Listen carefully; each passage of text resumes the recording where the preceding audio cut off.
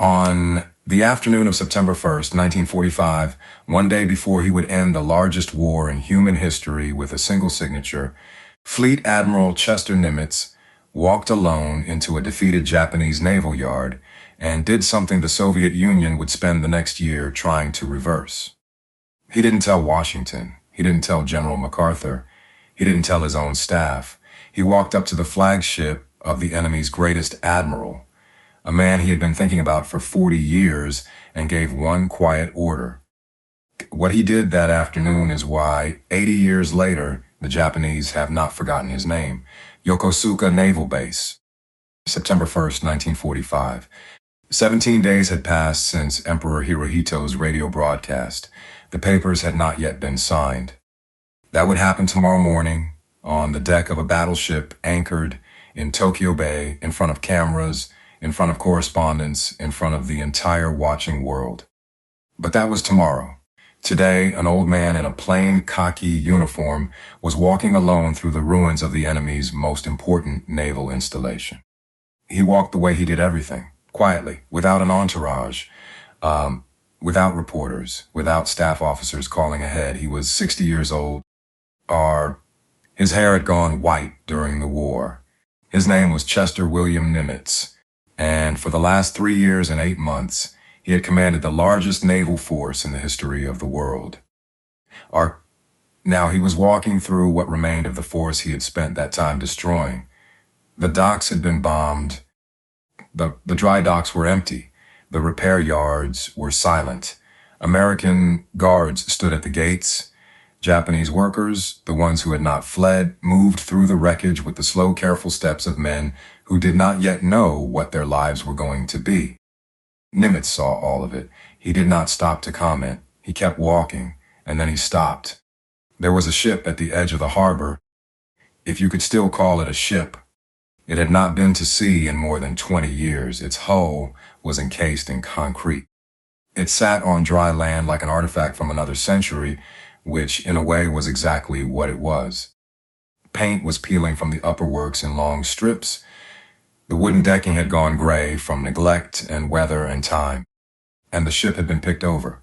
American soldiers, in the 2 weeks since the occupation had begun, had come aboard with the casual entitlement of victors and stripped out anything that could be unscrewed. Clocks, brass fittings, instruments from the bridge. The ship's name, painted on her stern in Japanese characters and forgotten by most of the men now wandering her decks, was Mikasa. Nimitz knew that name. Every officer who had ever passed through the United States Naval Academy in the first 40 years of the 20th century knew that name. Because 40 years earlier, on the 27th of May, in the year 1905, a 57-year-old Japanese admiral had stood on the bridge of this ship and destroyed the Russian Baltic fleet in the strait between Japan and Korea. The battle had lasted 2 days, 21 Russian warships sunk, 7 more captured, more than 4,000 Russian sailors dead, nearly 6,000 taken prisoner. The Russians had spent 7 months sailing 18,000 miles from the Baltic Sea to reach those waters. What was left of their navy at the end of the second day could have fit in a harbor the size of a city block. Its name was Tsushima. It was the reason the Japanese believed they could build an empire. It was the reason, 40 years later, that Chester Nimitz had been given the job of taking that empire apart. And it was the reason right now, in September of 1945, that the Soviet Union was formally demanding the ship in front of him be demolished. Not damaged, not moved, demolished, completely, cut into pieces and hauled away and melted down and forgotten. The Russians never forgot Tsushima. For 40 years, they had lived with the memory of it. A humiliating loss to an Asian navy, a loss that had shaken the belief, held quietly in every European capital, that European powers could do things Asian powers could not. And now, in 1945, with Russian tanks in Berlin and Russian armies pouring into Manchuria, the Soviet government wanted the physical monument to that humiliation erased from the earth. They had leverage. They were at the table. They were an ally. They had fought and bled from Stalingrad to the Reichstag, and they were pressing the point. Nimitz stood in front of the Mikasa and looked at her. He did not move for a long time. And then, quietly, without ceremony, he gave an order. Post guards on this ship. American guards. No further looting. No further deterioration. Nobody lays a hand on her. The men around him wrote it down. That was it. No press release, no signal to Washington, no cable to Admiral King, no consultation with Douglas MacArthur, who would be arriving in Yokosuka in a matter of days as the supreme commander for the Allied powers. Chester Nimitz, the man who had spent nearly 4 years dismantling the Imperial Japanese Navy piece by piece, walked up to the flagship of that Navy's greatest admiral the day before he was scheduled to accept the enemy's formal surrender, and decided that this ship was not going to disappear. He did not explain why, but if you knew where to look, if you knew what had happened 40 years earlier in a garden on the other side of Tokyo Bay, you might have understood. Go back 40 years, the autumn of 1905. A young man 20 years old, in the crisp new white uniform of an American past midshipman, stood in the garden of the Imperial Palace in Tokyo. His name was Chester Nimitz. He had graduated from the United States Naval Academy at Annapolis 8 months earlier. He had finished 7th in a class of 114. He was assigned to the battleship USS Ohio, a coal-fired pre-dreadnought that had come to Japan in September of that year to show the flag in the aftermath of the Russo-Japanese War. The Treaty of Portsmouth had been signed in New Hampshire 2 weeks before. The war between Russia and Japan was formally over. Japan had won. Nobody in Europe had expected that. The Emperor of Japan was throwing a garden party. Officers from foreign navies stationed in the region were invited to attend. The Americans on the USS Ohio were among them. Some of the junior officers on the ship were selected to represent the United States. Past Midshipman Nimitz was one of them. He put on his dress whites. He rode into Tokyo with his fellow officers. He walked into the garden of the Imperial Palace on an afternoon in early autumn, into a crowd of admirals and generals and diplomats and foreign attaches, all of them there to congratulate the Empire of Japan on the first time in the modern era that an Asian nation had defeated a European one in open battle. Nimitz stood among a small group of American junior officers. He was 20 years old. He had almost no rank.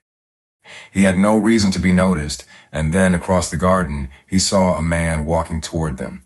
The man was 57 years old. He was small. He was thin. His hair had gone iron gray. He wore the dress uniform of an admiral of the Imperial Japanese Navy, but he wore it the way a farmer wears his good coat to church. Not as a costume, as a covering for the body, doing the work. The man walking toward them was Admiral Tōgō.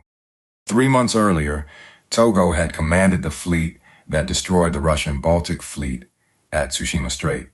3 months earlier, this man had done something no Asian commander had ever done to a European power. 3 months earlier, this man had rewritten what the world believed was possible. He had studied naval science in England as a young man. He had come home and he had applied it.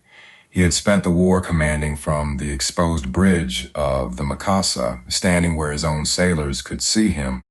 By any measure available to any man standing in that garden that afternoon, Admiral Tōgō was the greatest naval commander alive.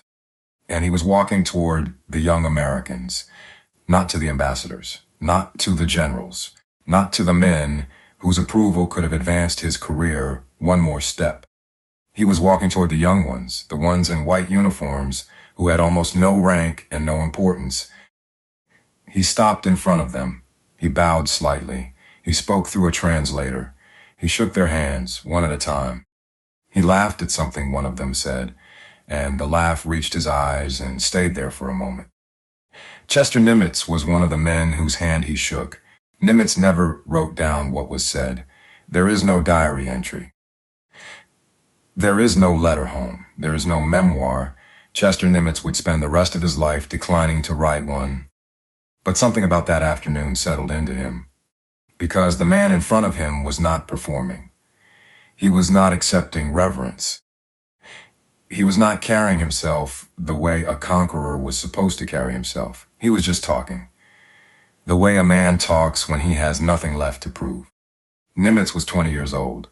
He was standing in the presence of the finest naval officer of his generation, and what struck him was not the man's rank, not the man's victories, not the trophies on the man's uniform.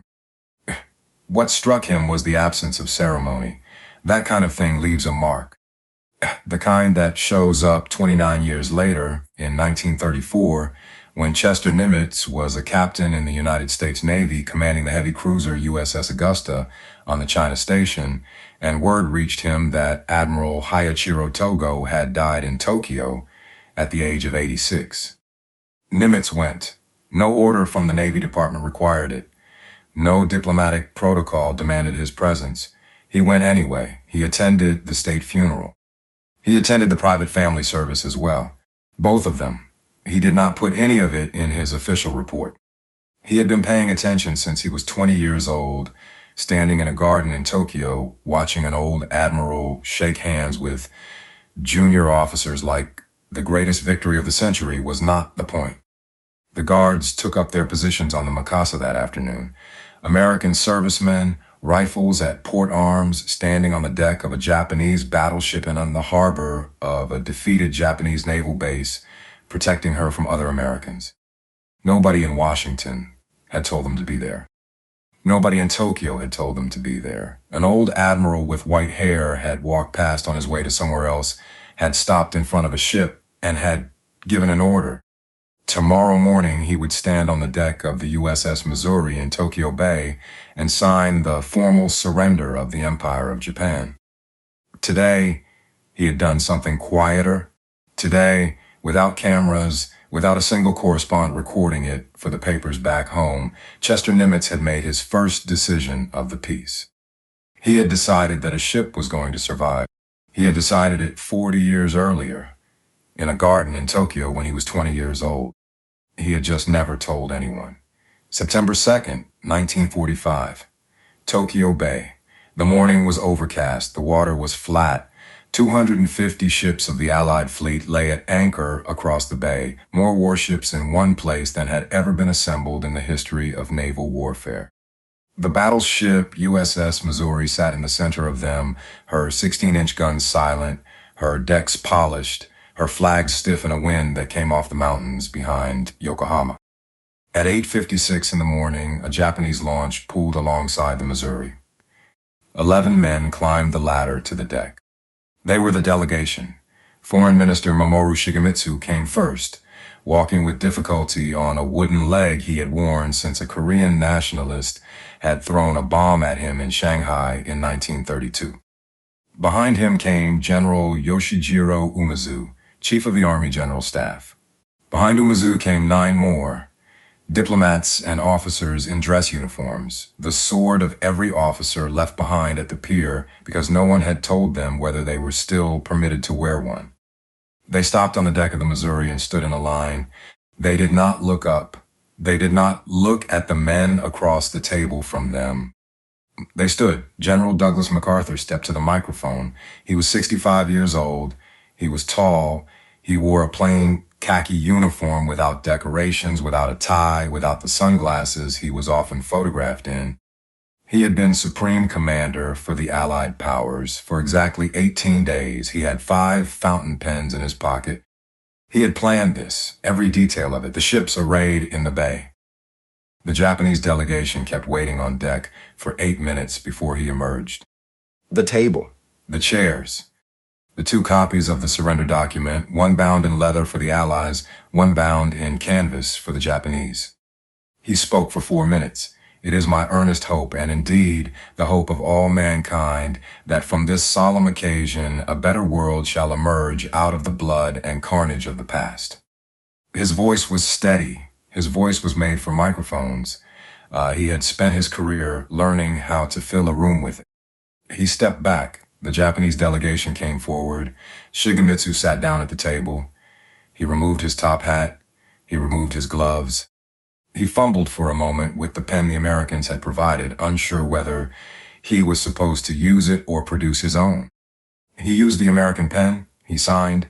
Umezu signed after him, standing, refusing the chair. Then it was the Allies' turn. MacArthur sat down. He picked up the first of his 5 pens. He signed the first letter of his name. He handed the pen to General Jonathan Wainwright, who had surrendered the Philippines to the Japanese in 1942 and had spent 3 years in a prison camp in Manchuria, who had arrived at the ceremony that morning so thin that his dress uniform hung off his shoulders like a coat on a wire hanger. MacArthur picked up the second pen. He signed the next letters. He handed the pen to British General Arthur Percival, who had surrendered Singapore in 1942 and who had also come to the ceremony from a prison camp. Third pen, fourth pen, fifth pen, each one to a specific person, each one thought out in advance. West Point, MacArthur's alma mater. His wife, himself. 5 pens for 1 signature. The general's name was written across the surrender document of the Empire of Japan in 5 separate segments of ink, each one from a different pen, each one destined for a different display case in a different museum in a different city. Then MacArthur stood up. He gestured to his right. He said, "The representative of the United States will now sign." Chester Nimitz walked forward. He was 60 years old. His hair was white. He wore the same plain khaki as MacArthur, with the 5 silver stars of a fleet admiral on his collar, and nothing else. He carried 1 pen. It was a Parker fountain pen. The barrel was dark green. He had brought it with him from Guam. It was the pen he had been using for months to sign operational orders, dispatches, correspondence with his commanders in the field. It was a working pen. He sat down at the table. He signed his name, Chester W. Nimitz. 7 letters. 1 line, 1 motion. He closed the pen. He put it in his pocket. He stood up. He stepped back. A correspondent for the Associated Press, watching from the flag bridge above, wrote in his dispatch that evening that Fleet Admiral Nimitz had signed and withdrawn so quickly that a man looking the other way for 2 seconds could have missed him entirely. He was gone. The rest of the delegation signed. China, Britain, the Soviet Union, Australia, Canada, France, the Netherlands, New Zealand. MacArthur spoke again. He declared the proceedings closed. The Japanese delegation left the deck the way they had come. At exactly 9:25 in the morning, more than 400 carrier aircraft from Task Force 38, followed by long waves of B-29 superfortresses from the 20th Air Force, thundered over Tokyo Bay in formation, so low the Japanese delegation on the launch below could see the faces of the pilots. The war was over. MacArthur went ashore. Within an hour, his motorcade was moving through the streets of Yokohama with Japanese soldiers lining the route, their backs turned outward in a gesture the Imperial Army had once reserved for the Emperor alone. The Japanese press would call him the blue-eyed shogun. Nimitz went back to his flag quarters on Guam. He did not give an interview. He did not appear at a press conference. He did not, in any recorded remark, describe what the morning had meant to him. Later that week, in private, to Admiral Ernest King back in Washington, he said one thing. He said the Navy had won this war. And a general was standing at the microphone. He said it once. He never said it again. Now go back. June 1905. Sasebo, Japan, a naval hospital, a ward with white walls, a window open to the summer air. In a bed near the window lay a 56-year-old Russian admiral named Zinovy Rozhestvensky.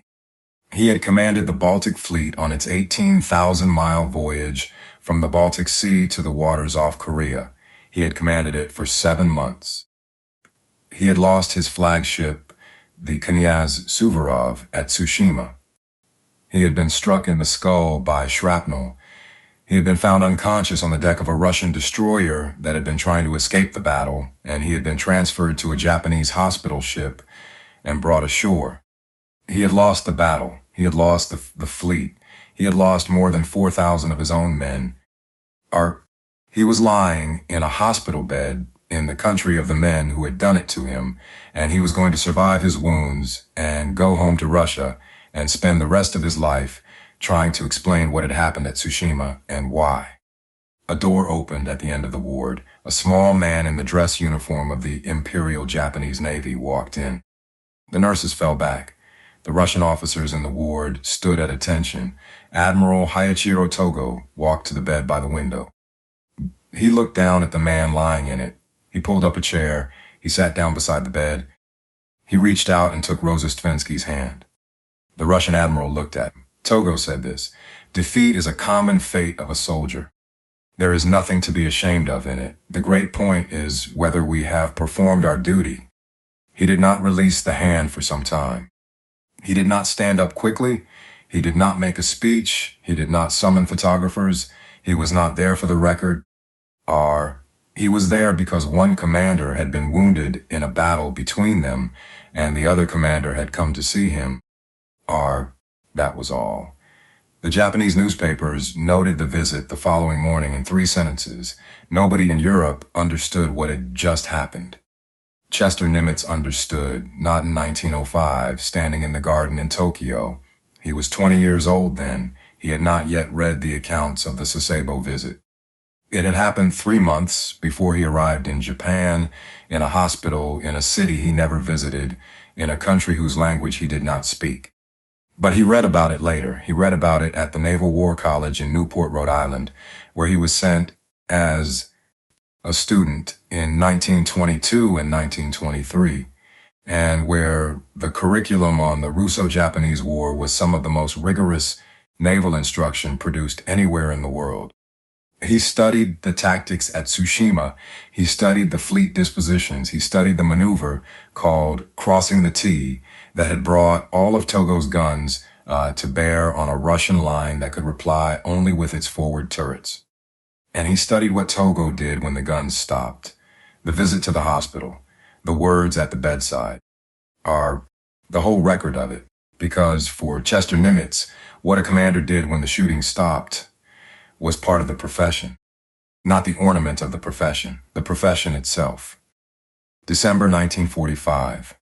Nimitz was ordered back to Washington. President Truman had nominated him to succeed Admiral King as Chief of Naval Operations. The Senate had confirmed him. He was 60 years old. He had spent the war on Pearl Harbor and Guam. He had not lived in Washington since before the attack on Pearl Harbor. He did not want the job. He told the president that, in private, face to face. He said he would take the position for 2 years and no longer. He said the Navy needed a hand on the tiller for the demobilization, and he would provide it, and then he was going home.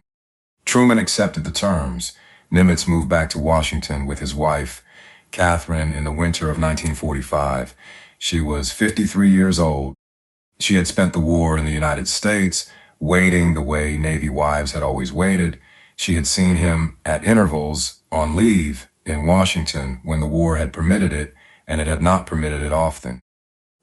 Now she saw him every night. She saw him come home from the Navy Department at 7 o'clock in the evening, and she saw him sit down at the dinner table without a word, and she saw him stare at his plate the way a man stares at something he cannot make sense of. One night, over dinner, in the quiet of their quarters, he told her. He said he hated Washington. She asked why. He said it was not the city. He had lived in Washington before. He had managed. He had done fine. What he hated was the work. At Pearl Harbor, he said, in 1942, sitting at his desk with the harbor still black with fuel oil from the ships that had burned on the 7th of December, every decision he made had a real consequence he could trace with his finger. He could look at the chart. He could see what he had. He could see what the enemy had. A wrong decision meant American boys died. A right decision meant Japanese ships went down instead. The weight of it was terrible. But it was honest. Here in Washington, he said, the wrong decision meant a budget line moved by 3%. The right decision meant a committee chairman felt respected enough to support a piece of legislation next quarter. The consequences were measured in units he could not count in any way that mattered to him. He had spent 4 years, he said, making decisions that determined whether young Americans lived or died. Now, he was in a room where the question was whether the Navy would keep a particular squadron of patrol aircraft or hand the mission to the new Air Force. He said it in a low voice. Catherine did not ask him to say it again. She had been married to him for 32 years. She knew what it meant. Meanwhile, 6,000 miles away, in Tokyo Bay, the question of the Mikasa had come back. In 1946, the Allied Council for Japan was convened. It was the four-power body meant to advise MacArthur on the occupation. The United States, the Soviet Union, China, and the British Commonwealth each sent a representative. The Soviet representative raised the question of the Mikasa. He said the ship was a monument to Russian humiliation. He said it should be demolished. He said the Soviet Union expected the occupation authority to act. The Americans on the council listened. They looked at the record. They looked at the fact that American guards had been standing watch on the Mikasa since the first week of September 1945, under orders that had come directly from Fleet Admiral Chester W. Nimitz, and that had not been rescinded. The council took the Soviet request under advisement. The council did not act on it. The ship remained. No press release, no speech. An old admiral sitting at a desk in the Navy Department in Washington, working 11-hour days on demobilization budgets, had made a decision 7 months earlier in a shipyard in Yokosuka. The decision was still holding. Now go back one more time, May 1934, Tokyo. The state funeral of Admiral Tōgō. He had died in his home in Tokyo 3 days earlier, at the age of 86, after a long illness. The government of Japan had declared national mourning. The route of the funeral procession from his home to the crematorium at Aoyama was lined with more than 2 million people. Every ship of the Imperial Japanese Navy flew colors at half-mast. Every officer in the fleet wore mourning bands on his sleeve. Foreign navies sent representatives. The United States Navy was represented by its officers on the Asiatic Fleet. Among them was the commanding officer of the heavy cruiser USS Augusta on station in Chinese waters. Captain Chester Nimitz. He was 49 years old. He had made his own way to Tokyo. No order from the Navy Department had directed him to attend. He attended the state funeral. He stood in the line of foreign officers in dress whites. He watched the procession. He listened to the eulogies in a language he did not fully understand. Then, the following day, he attended the private family service. The private service was not open to the public. It was not open to the Foreign Diplomatic Corps. It was not something a foreign naval officer, however senior, was expected to attend. The Tōgō family had extended the invitation. Nimitz had accepted it. He stood among the Japanese family members in a room in a Tokyo temple, and he paid his respects to a man he had spoken with only once in a garden 29 years earlier. He was in Japan for 4 days. He returned to his ship, 1947, December. Nimitz's 2 years as Chief of Naval Operations were up. He had told Truman 2 years, and he had meant 2 years, and the 2 years were done. He handed the office to his successor, Admiral Louis Denfeld. He gave no farewell address to the press. He turned down every invitation to sit on a corporate board. He turned down every publisher who offered him money to write a memoir. He flew home to California. He and Catherine moved into the flag quarters on Yerba Buena Island in the middle of San Francisco Bay, where the Navy maintained residence for senior officers. It was a small house. It sat close enough to the water to hear the ferries pass at night. He walked every morning. He tended a garden. He read. The people who saw him in those years, and there were not many, described him as a man genuinely at ease. Not empty, not diminished. At ease. He had done the work. The work was done. Meanwhile, back in Japan, the ship he had saved was falling apart. The occupation ended in 1952. The Americans left Yokosuka, mostly. The Japanese government took formal control of the harbor again. And in the process, in a bureaucratic tangle, nobody in Tokyo bothered to explain to anybody outside of Tokyo. The Mikasa was handed over to a private management company. The private management company saw an opportunity. The upper deck of the Mikasa, the deck where Tōgō had stood at Tsushima, the deck where Chester Nimitz had ordered the guards posted in 1945, was cleared of naval fittings. A dance floor was built on it. A small aquarium was installed toward the stern, in the compartment that had once been the flag officer's cabin. A bar was opened on the main deck. The establishment was called Café Tōgō. It served cheap beer and cheap women and the kind of music that carries across a harbor at night. Its primary clientele was American sailors on liberty from the 7th Fleet, whose base was now permanently located a quarter-mile away. The battleship of Haihachiro Tōgō, the ship at Tsushima, the flagship of the greatest naval victory in Asian history, sat in her concrete cradle in Yokosuka harbor, with a dance floor built over her guns and drunken American sailors staggering down her gangway at 2 a.m. The Japanese public did not object. There was no public to object. The country in 1952 was still poor. It was still recovering. Most Japanese in those years had no time for the preservation of an old battleship. They were feeding their children. They were rebuilding houses. Mikasa, whatever she had once been, was somebody else's problem. Chester Nimitz on Yerba Buena Island did not know any of this. Nobody had told him. He had done what he could do in 1945, and he had done it, and he had gone home. The rest was not his to control. The letter arrived in 1955. It was addressed to the editor of the Japan Times, the English-language newspaper in Tokyo.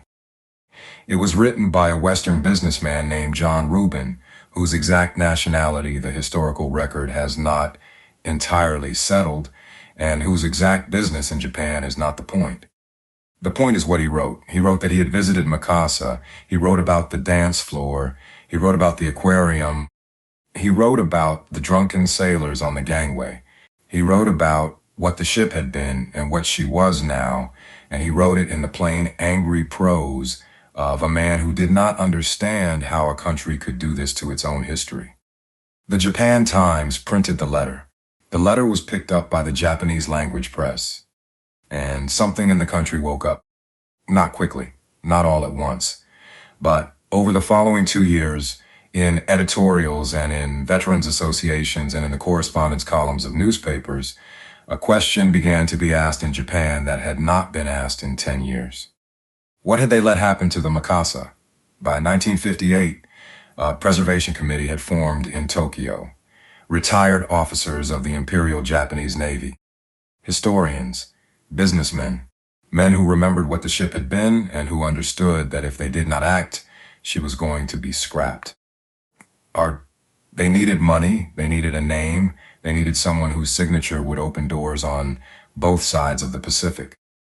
They wrote a letter to an address in California, Yerba Buena Island, Flag Officers' Quarters. They addressed it to Fleet Admiral Chester W. Nimitz, United States Navy, retired. They did not know if he would answer. He was 72 years old. He owed them nothing. The letter reached Yerba Buena Island in the summer of 1958. Catherine brought the envelope in from the front porch and set it on the small desk in the front room where her husband did his correspondence. He read it that evening. It was written in careful English. The letterhead identified the sender as a preservation committee in Tokyo. The signatures at the bottom were the names of retired Japanese naval officers, several of whom had been junior lieutenants in 1945. On the losing side of a war, Chester Nimitz had spent 4 years directing against them. The letter was polite. It was formal. It was written by men who did not know if they had the right to ask. It described the condition of the Mikasa. It described the dance floor. It described the aquarium. It described the drunk sailors on the gangway. It described the rust and the neglect and the years of nobody caring. It asked one thing. It asked him to write. The committee was compiling a volume of essays about the Mikasa, memories, appraisals, reflections from men who had known the ship or the man who had commanded her. They wanted Nimitz to contribute an essay. They wanted his name in the volume so that other Americans, seeing it, might understand that this was a project worth supporting. Nimitz read the letter through once. Then he read it through again. Then he sat down at the small desk in the front room of a small house on an island in San Francisco Bay, 72 years old, 12 years retired, and he took out a sheet of writing paper. He wrote the essay by hand. He wrote about the Mikasa. He wrote about the Battle of Tsushima and the maneuver at the head of the Russian column and the tactical judgment of the man who had ordered it. He wrote about the visit to Rozhestvensky's bedside in the Sasebo hospital and what it had said about the man who had made the visit. And he wrote about the garden in Tokyo in 1905 and the old admiral walking up to a group of young Americans and what it had meant to a 20-year-old midshipman to see how a great commander carried himself when the greatest victory of his life was already behind him. He did not write about his own war. He did not mention Midway. He did not mention Leyte Gulf. He did not mention the surrender on the Missouri. He wrote about Heiichiro Tōgō. He signed the essay Chester W. Nimitz, not Fleet Admiral, not U.S. Navy, retired. Just his name. He included a short letter to the committee. The letter was 1 paragraph long. It said that he was honored to be asked. It said that any fee owed to him for the essay was to be sent directly to the Restoration Fund as the first American contribution. It said that the Mikasa deserved to be preserved. He walked out to the mailbox at the end of the drive. He put the envelope in, then he walked back inside and had dinner with his wife. The essay arrived in Tokyo 3 weeks later. The Preservation Committee opened the envelope, they read the letter, they read the essay. The senior member of the committee, a man who had been a lieutenant commander on a destroyer sunk in the Solomon Islands in 1943, held the pages in his hands for a long time without speaking. Then he put them down. He said in Japanese 1 sentence. The rough translation was this: "Now we can begin." They translated the essay into Japanese. They published it in the Japanese press within the week, alongside the news that Fleet Admiral Chester Nimitz of the United States Navy had contributed the first American donation to the restoration of the Mikasa. The response was immediate. Other Americans wrote checks. American veterans of the Pacific War, men who had spent years hating Japan, sent contributions. Our British donors sent contributions. Australian donors sent contributions. The Chilean government, when its old dreadnought Almirante Latour was scrapped in Japan in 1959, permitted her superstructure to be cannibalized for parts to restore the Mikasa's upper works. The restoration took nearly 3 years. It was done by Japanese shipwrights, many of them old men now, who had spent the war building warships in the yards at Kuri and Nagasaki and Sasebo, and who now spent their days rebuilding a ship that had been launched in England when they were children. They did the work by hand. They rebuilt the bridge, they restored the fittings, they repainted the hull, the specific gray of the Imperial Japanese Navy in the year 1905, mixed from period samples, so the color would be right. They did not hurry. They wanted to get it right. May 27, 1961, the 56th anniversary of the Battle of Tsushima. Mikasa reopened to the public. The ceremony was held on the deck. Japanese officials spoke.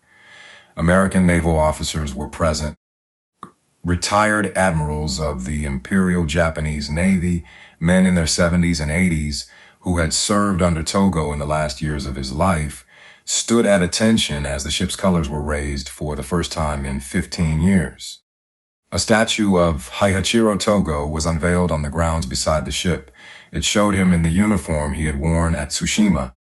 It faced the bridge of the Mikasa, so that the old admiral would forever be looking at the place he had stood in 1905. Chester Nimitz was not there. He had been invited. He had declined the invitation with thanks. He was 76 years old. He did not want to make the restoration the subject of anyone else's ceremony. He sent a short message that was read on the deck. It said that he was proud to have played a small part in the effort. It said that the ship deserved to survive. It said that Admiral Tōgō remained one of the finest naval officers he had ever studied. He signed it Chester W. Nimitz, nothing else.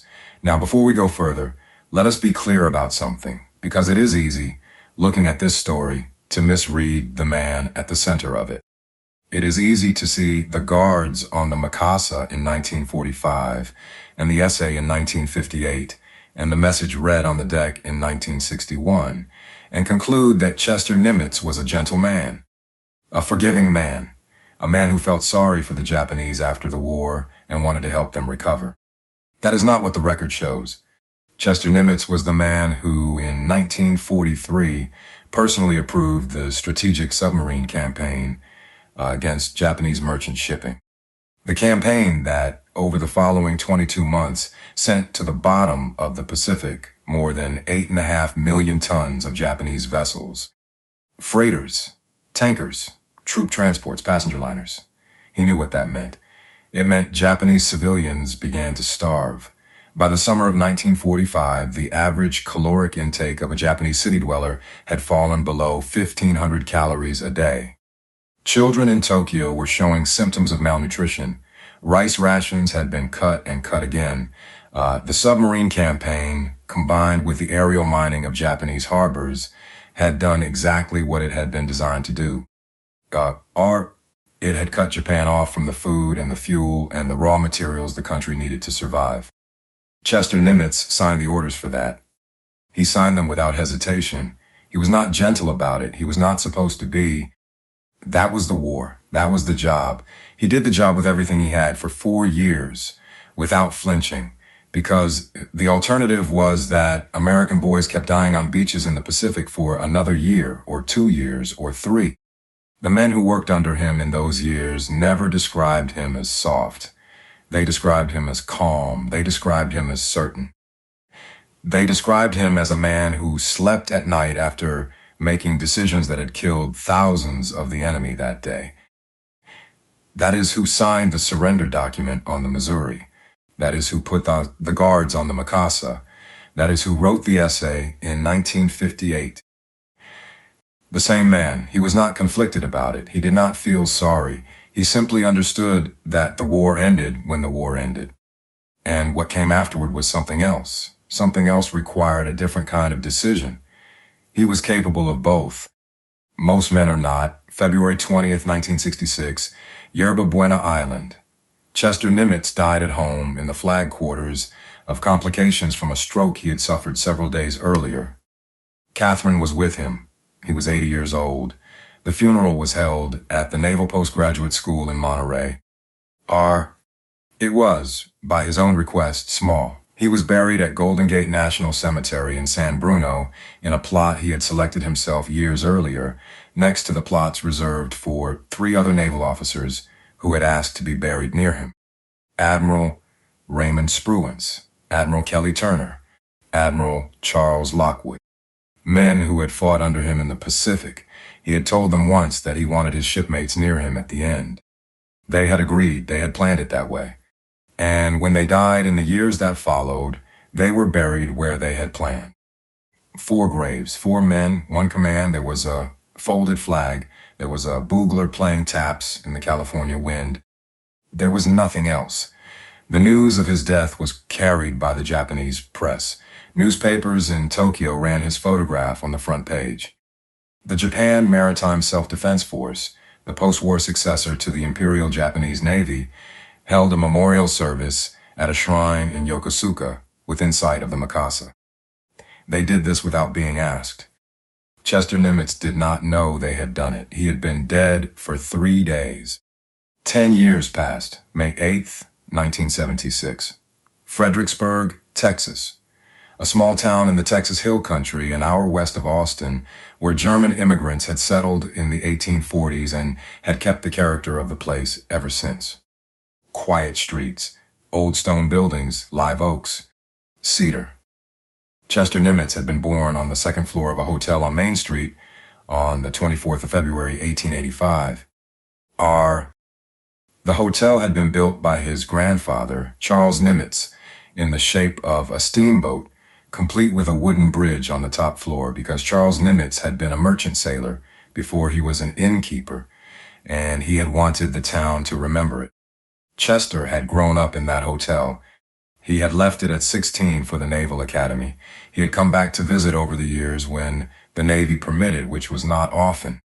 After his death, a museum had been established in the old hotel. It told the story of the Pacific War. It was not by his own request a museum about him. It was a museum about the men who had fought under him. And on this day, May 8th, 1976, on the grounds of that museum, something was being dedicated that had not been there before. A Japanese garden, not a small decorative feature, a full, formal, traditional Japanese garden, stone lanterns, a koi pond, carefully shaped plantings. It had been a gift from the Japanese people. It had been funded by donations from Japanese citizens and by veterans associations of the Japan Maritime Self-Defense Force. It had been designed by a master gardener from Japan. It had been built by Japanese craftsmen who had traveled to Fredericksburg specifically for this purpose. They had lived in the town for months while they did the work. They called it the Garden of Peace. It was addressed to no one. It was addressed to everyone. It was a gesture from one country to another, placed on the ground where a man had been born 91 years earlier, whose life had touched both countries in ways that neither country had entirely finished understanding. Chester Nimitz was not there. He had been dead for 10 years. He had never known the garden was coming. The Japanese people, 10 years after his death, had decided on their own and had funded it on their own and had built it on their own and had presented it to the town where he had been born. He never saw it. The garden is still there today. Anyone who drives to Fredericksburg can walk through it. August 25th, 2009, Yokosuka, Japan. An aircraft carrier came into port that summer on a routine deployment to the Western Pacific. Her hull number was CVN 68. She was the lead ship of her class, and her class was the class of nuclear-powered supercarriers that had formed the backbone of the United States Navy since the 1970s. Her name was USS Nimitz. She had been commissioned in 1975, 9 years after the man she was named for had died. She was 1,092 feet long. She displaced 100,000 tons. She carried a crew of 5,000 men and women. She could put 90 aircraft into the sky. She anchored in the waters off Yokosuka. And a group of her sailors, as part of an official community service project coordinated with the Japan Maritime Self-Defense Force, came ashore that morning with brushes and buckets and paint. They walked to the Mikasa. They came aboard her. They spent the day in the summer heat repainting the hull and the upper works of a Japanese battleship that had been launched in England in 1899 that had led the Imperial Japanese Navy at Tsushima in 1905, that had been condemned to demolition by the Soviet Union in 1945, and that had been saved by an American admiral who had made a decision alone in this same harbor 64 years earlier. The sailors who did the work were mostly in their 20s. Some of them were younger. They did not know most of the history. They knew the ship their carrier was named for was connected somehow to the ship they were painting. They knew there was a story. They did not know all of it. They painted anyway. An older Japanese man, retired from the Maritime Self-Defense Force, had come down to the pier to watch. When a young American sailor climbed down for water, the old man tried, in the little English he had, to explain what the ship was. The young sailor listened. He nodded. He drank his water. He said, "That's cool, sir." And he went back up the ladder to keep painting.